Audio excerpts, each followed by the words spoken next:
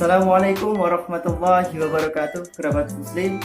Kembali lagi di channel Jadi HND, channel yang tentunya memberikan seputar kisah-kisah tentang suri tauladan dan contoh baik bagi kita semua, dan bisa bermanfaat untuk kita semua. Baik kerabat muslim, kali ini saya akan menceritakan sebuah kisah, yaitu Isra Mi'raj Nabi Muhammad SAW. Baik kerabat, sebelum kita mulai videonya, alangkah baiknya klik tombol subscribe, like, dan klik lonceng agar channel ini bisa berkembang dan terus memberikan informasi tentang seputar kisah yang bisa menjadi suri tauladan yang baik bagi kita semua. Tonton video ini hingga akhir.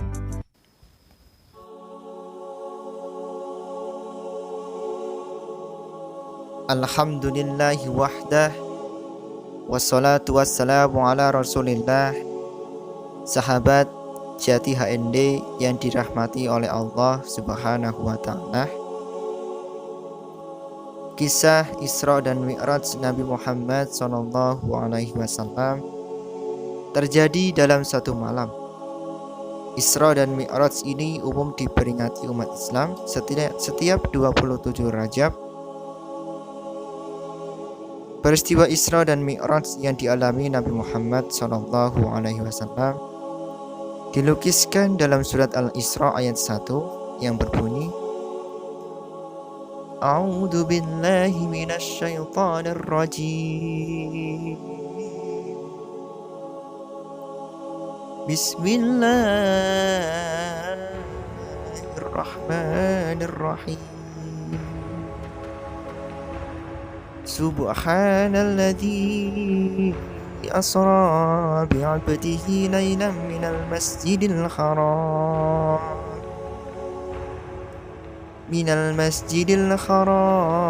ilal masjidil aqsa alladzi barakna hawlahu linuriyahu min ayatina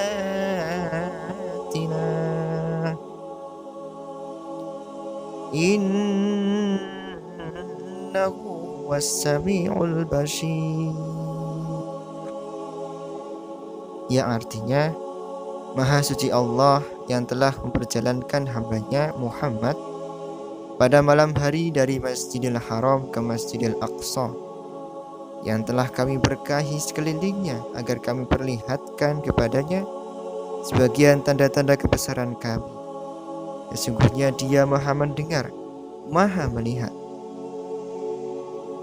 Isra yang bermakna perjalanan malam adalah peristiwa ketika Nabi Muhammad SAW berangkat dari Ka'bah di Mekah ke Baitul Maqdis di Yerusalem. Jarak Mekah ke Yerusalem sekitar 1239 km, yang pada sekitar 621 Masehi normalnya ditempuh dengan perjalanan kuda atau unta sekitar sebulan. Namun, Nabi Muhammad SAW mencapainya hanya dalam semalam. Masya Allah ya kerabat muslim. Sementara itu, Mi'raj, kenaikan, adalah peristiwa saat Nabi Muhammad dari Baitul Maqdis di Yerusalem ke Sidratul Muntaha, melewati 7 langit. Nabi akhirnya tiba di Sidratul Muntaha, yang merupakan simbol puncak pengetahuan yang paling mungkin dicapai makhluk. Dalam surah An-Najm ayat 17 digambarkan, ma zaghal basaru wa ma tagha, yang artinya penglihatannya Muhammad tidak menyimpang dari yang dilihatnya itu dan tidak pula melampauinya. Nabi Muhammad SAW menerima perintah sholat dari Allah untuk umat Islam. Awalnya jumlahnya 50 kali sehari. Namun, setiap kali Rasulullah turun, Nabi Musa mengingatkan beliau bahwa jumlah tersebut terlalu besar. Nabi dimintai meminta keringanan hingga tersisa 5 rakaat sehari semalam, dan beliau malu untuk memohon lebih sedikit lagi. Terdapat beberapa versi soal tanggal, bulan, dan tahun peristiwa Isra dan Mi'raj. Namun yang paling umum diyakini adalah 27 Rajab, sekitar 621 Masehi. Isra dan Mi'raj itu terjadi setelah tahun kesedihan, yaitu ketika Nabi Muhammad SAW melepas kepergian paman sekaligus pelindung beliau, Abu Thalib, juga istri tercinta Khadijah. Isra dan Mi'raj Rasulullah tersebut sebagai hiburan dari Allah ketika Nabi berasa sedih dan risau. Pada malam sebelum mengalami Isra dan Mi'raj, Nabi Muhammad SAW tengah bermalam di rumah Hindun binti Abu Thalib, sepupu beliau yang dikenal dengan nama Ummu Hani. Setelah tidur sejenak, Nabi terjaga dan mengunjungi Ka'bah. Di sana beliau mengantuk hingga terlelap. Saat itulah Jibril datang, membangunkan beliau hingga 3 kali.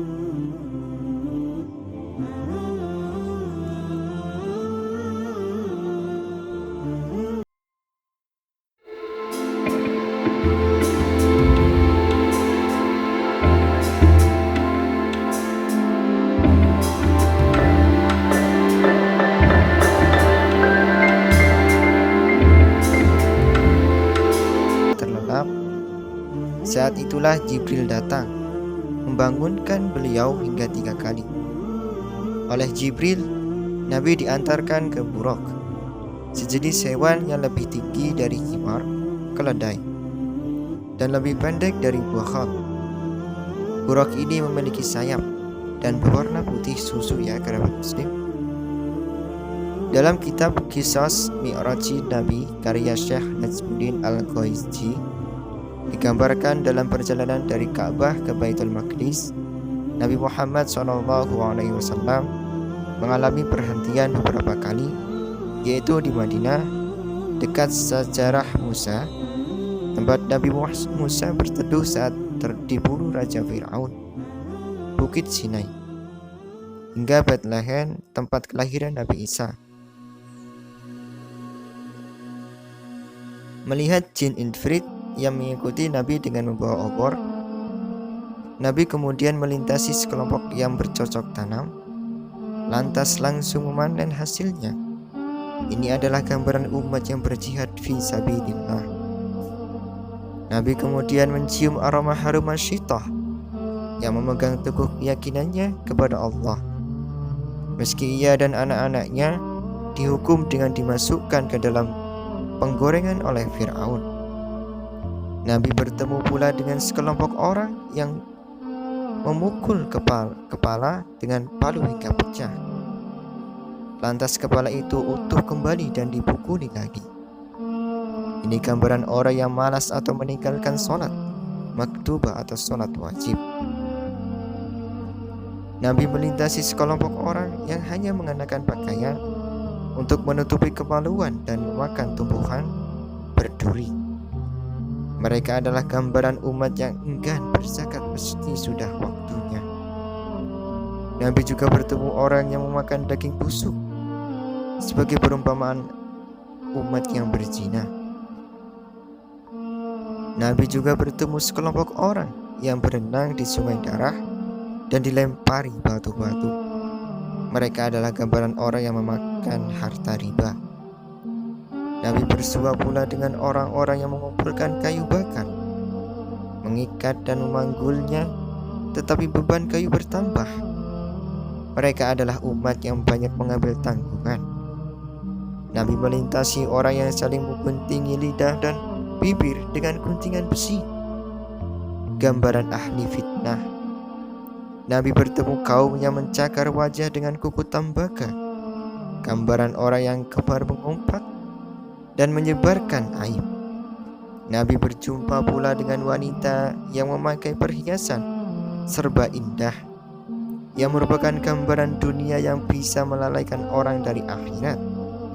Kalau akan ada perwujudan lain, wanita itu menjadi tua renta, yang menandakan betapa dekatnya dunia menuju akhir hari kiamat. Sesampainya di Baitul Maqdis, Nabi Muhammad SAW mengerjakan sholat 2 rakaat, menjadi imam para nabi di tempat tersebut. Beliau lantas diberi 3 gelas dengan isi yang berbeda-beda, yaitu khamar, susu, dan air putih. Rasulullah memilih susu yang disebut oleh Jibril sebagai memilih fitrah atau agama Islam. Setelah itu, Nabi Muhammad SAW melakukan Mi'raj melewati langit dunia menuju Sidratul Muntaha. Dalam proses Mi'raj ini, Rasulullah bertemu dengan para nabi pilihan di setiap langit sebagai berikut. Di langit pertama, Nabi Muhammad SAW bertemu dengan Nabi Adam, Nabi Isa dan Yahya di langit kedua, Nabi Yusuf di langit ketiga, Nabi Idris di langit keempat, Nabi Harun di langit kelima, Nabi Musa di langit keenam, dan Nabi Ibrahim di langit ketujuh. Pada akhirnya, Nabi Muhammad SAW mencapai Sidratul Muntaha. Beliau mendapatkan perintah untuk mengerjakan sholat wajib 5 waktu yang menjadi titik penting perjalanan beliau dalam malam tersebut. Isra dan Mi'raj adalah bukti kekuasaan Allah mampu melampaui segalanya tanpa terbatas ruang dan waktu. Mi'raj dilakukan oleh Nabi Muhammad SAW sebagai gambaran insan, yaitu manusia sempurna yang mencapai titik penghambaan mutlak kepada Tuhannya. Saat memasuki bulan Rajab, Rasulullah SAW mencontohkan kepada kita untuk membaca doa, yaitu sebagai berikut: Allahumma barik lana fi Rajab wa Sya'bana wa ballighna Ramadhana. Wahai Allah, berkahilah kami pada bulan Rajab dan bulan Sya'ban, dan pertemukanlah kami dengan bulan Ramadan. Nah kerabat, pada siang dan malam Isra Mi'raj dianjurkan untuk kita menghidupkan malam tersebut dengan memperbanyak ibadah, zikir, dan doa kepada Allah Subhanahu wa Ta'ala.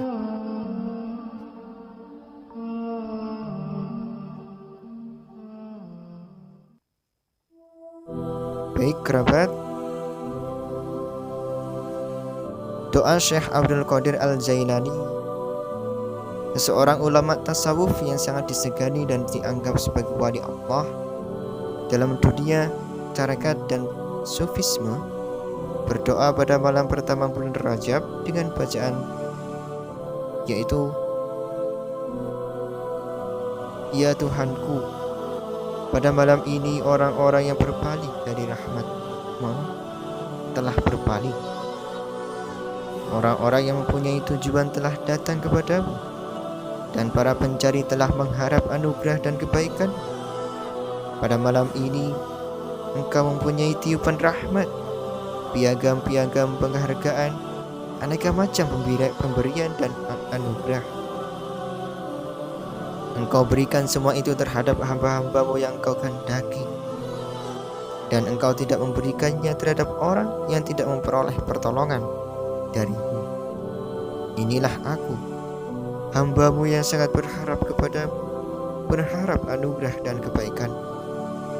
Apabila Engkau, wahai Tuhan kami, telah mengemukakan anugerah-Mu di malam ini terhadap seorang dari makhluk-Mu, dan Engkau berikan kebaikan padanya dengan berbagai sambungan kelembutan-Mu, maka anugerahkanlah rahmat atas Nabi Muhammad SAW serta keluarganya. Berikanlah atasku dengan kekayaan dan kebaikan,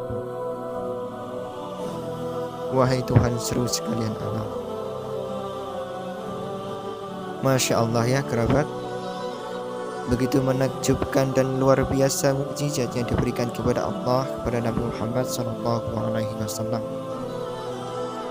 Kita harus selalu ingat akan perjuangan dakwah Rasulullah SAW menegakkan agama Islam yang selama ini masih kita rasakan manfaatnya, dan selalu mengingat akan kebesaran Allah dengan selalu beribadah dan melakukan amalan-amalan yang bisa membuat diri kita menjadi lebih baik.